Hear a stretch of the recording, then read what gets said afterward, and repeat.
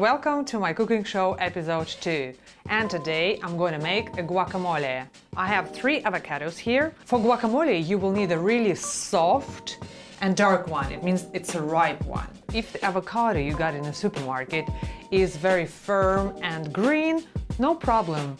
You can just leave it on your kitchen table for a couple of days. You will feel that it has become soft and dark, and it's ready for guacamole. Because for guacamole, it's important that the avocado is really soft because you will have to smash it.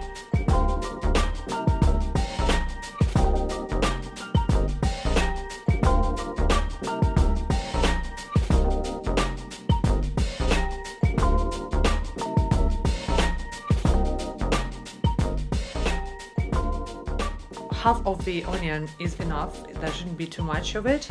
And also, please cut the onion into as small pieces as possible.